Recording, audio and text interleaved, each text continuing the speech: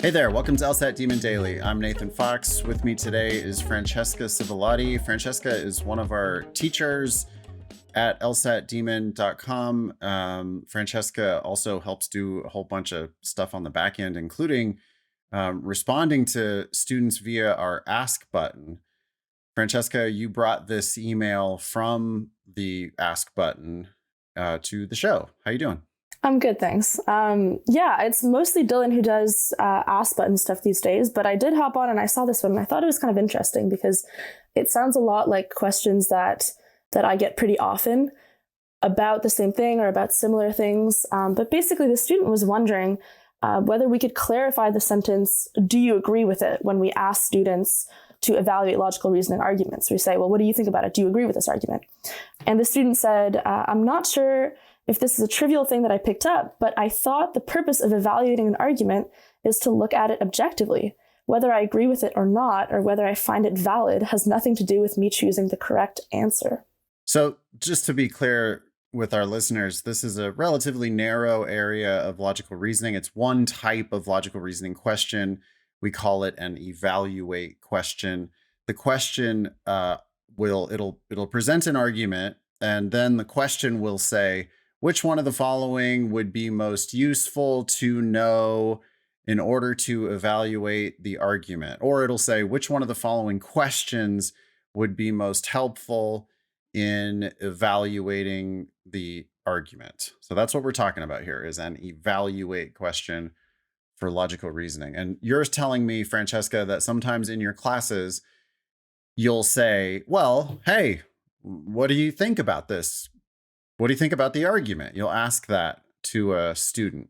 Yeah, I mean, I would say that this isn't quite, it doesn't just apply to evaluate questions, I'd say, because of course, evaluate questions are going to ask students to evaluate the argument and say, what do they actually think about it? But I think that just as a practice, when we're dealing with logical reasoning passages, if they're arguments, we want to ask ourselves, what do I think about it? Is this a good argument? Do I agree? Does it hold water? Or is it an invalid argument? So I would say this is something that we're doing on pretty much every argument that shows up on logical reasoning. And yeah, it's confusing because there is a sense of, okay, well, I need to argue to deal with this argument on its face, objectively. So my personal opinions shouldn't matter. But I would say that that's a misunderstanding of what it means for an argument to be valid or invalid. Because whether it's valid or invalid is actually an objective question, right? Wouldn't you agree? Yeah, absolutely. So we're always attacking arguments. We're always evaluating arguments. That's something that we should be doing naturally and constantly. And we should be doing that before we ever know that this is an evaluate question. I mean, yeah, evaluate, by the way, is a pretty rare question type. I mean, I would guess that it's something like 5% of all the questions turn out to be formally evaluate questions. But we're constant, nonstop evaluating the arguments. And we're essentially, what you're doing, if you're doing it right, you're just expecting the argument to be bullshit, and you're gonna try to tell them why it's bullshit. Now, the question could end up asking you to strengthen the argument or weaken the argument, or identify a flaw in the argument, or identify an assumption of the argument. Or maybe it just asks you, what was the conclusion of that argument, or what was a method of reasoning that they used in that argument. But it doesn't really matter, because I'm always just going to be attacking the argument, and I'm essentially saying, hey, what's your evidence? What's your conclusion? And unless your evidence fully justifies your conclusion, like just makes it unavoidable, then I'm always going to be saying, well, this is potentially bullshit because this evidence doesn't really necessarily justify this conclusion. So I am in the process of evaluating that argument. Yeah, so this student is like, well, but what I think about it isn't really relevant, but but it absolutely is, because it's your opinion of the logic of the argument, which you Exactly. said, Francesca, is a matter of fact. I would say yes, whether an argument is logically valid or not is something that can objectively be determined. For example, if the author is making an argument about whether or not Fridays are a fun day, it doesn't matter whether you think that Fridays are a fun day or not, but it matters whether you agree that the author has proven or failed to prove that Fridays are a fun day or not. That's the difference. Yeah, I wonder if we can flesh this out. This is kind of hard when we try to make up arguments on the fly or make up, LSAT questions on the fly. But if the conclusion was, therefore, Friday is a fun day, and, if their evidence had been something like, well, on Friday, it's karaoke, you Yeah, know? I would say that's not a valid argument because you haven't made the connection between it being karaoke day and it being a fun day. Maybe you hate karaoke. Maybe karaoke is your Yeah, worst nightmare. right. Right. If it was like Friday's karaoke day, therefore it's a fun day for Nathan, then you would, so before you even get to the question, you would be like, well, wait a second now. Is Nathan the type of guy who likes karaoke? I mean, so you're asking that question already, right? You're like, this is potentially bullshit because Mhm. do we know if Nathan likes karaoke? You're necessarily assuming that Nathan likes karaoke. To strengthen this argument, we would add the fact Nathan likes karaoke. To weaken this argument, we would add the fact Nathan hates karaoke. And then when it turns out to be an evaluate question, which one of the following would be a useful piece of information to help us evaluate the argument? Yeah, it's a matter of fact that we need to know whether or not Nathan likes karaoke. Yeah, I would love the piece of information that I'd love to know there is, does Nathan enjoy singing drunk in front of a bunch of strangers? Yeah. And the answer to that is going to be decidedly no, absolutely not. um, but okay, I think that, yeah, we did it. We managed to do it, Francesca. Good job. We came up with an example of an argument that was incomplete because we had a premise, Friday is karaoke day, and a conclusion, therefore it's a fun day for Nathan. And it's just not, the argument has a missing piece in it. And no matter what type of question it turns out to be, you attack that argument. You say, "Hey, wait a second now. Let's think this through." Or I don't really think you've gotten there yet. We need Mhm. to know this thing. And then, yeah, no matter what type of question it turns out to be, that missing piece of information is going to be the answer. When Yeah. it's an evaluate question formally, it's really just like, "Hey, what do you need to know?"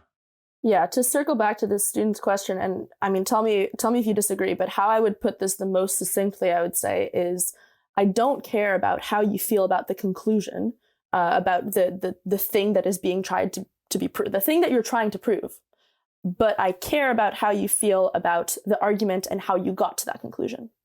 Yeah, we're not asking you for your opinion of whether Nathan likes karaoke. Mm. We're asking you, when we say, what do you think about that argument? We're asking you what you think about the logic of the argument. So, does the premise, Friday is karaoke day, justify the conclusion, therefore it's a fun day for Nathan? And you need to be able to say, well, I don't even know who Nathan is, but we need to know if we're evaluating this argument. And by the way, both teams should be doing this, right? Like if you're the prosecution or if you're the defense, you should be looking at that argument and going, well, clearly the thing that's missing here. And this is like an issue spotting, this is very law school, by the way. This is like exactly what you're going to be doing on your exams in law school. You're going to be spotting the issue. You're going to be going, well, the critical thing we need to know here is whether Nathan likes karaoke. Mm. And you spot that, and then the question that they ask you, you've already answered it before they even ask you the question. And that's really, when you're doing logical reasoning, the easy way. Totally. Cool. Thanks for bringing this to the show. Anything else you want to say about it before we wrap it up? I don't think so. Good luck studying to the student who wrote this in. Yeah, it's easier than you think. Like you should be.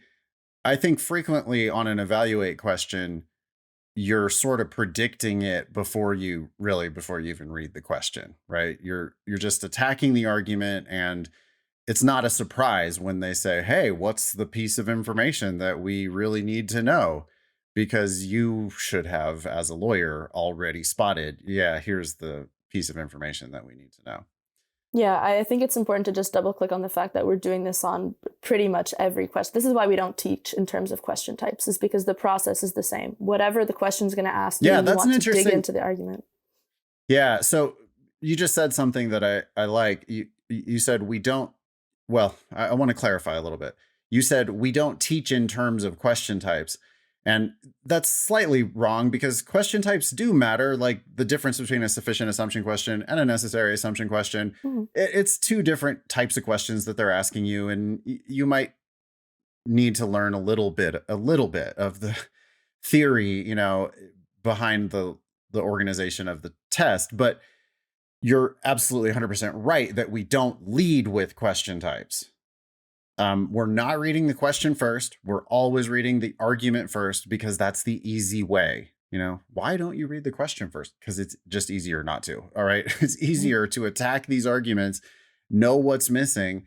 And then then it's just answer the question. I mean, what are they asking you? And yeah, Mhm. the questions that they ask you fall into these types. And yeah, the types do differ from one another. And you can learn some stuff about question types, but we're never thinking about that first because we can so frequently predict the answer before we ever even mess with the question. Like knowing that this is an evaluate question would not have helped me in assessing the weakness in the argument, Mhm. right? Same thing, by the way, if it's a strengthen question, yeah, yeah, or it's a weaken question, yeah, whatever. I don't need to know whose team I'm playing for.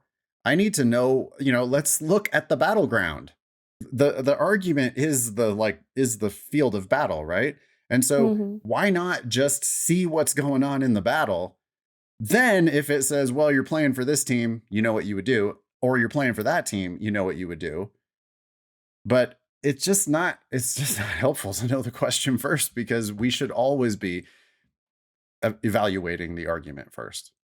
Yeah, the process remains the same. Yeah. Thanks so much for coming on, Francesca. Thanks for proposing this for the show. This is super helpful. More like this to come in the future. Email daily at lsatdemon.com if you'd like to ask us a question or share some LSAT or law school admissions news. Thanks for listening.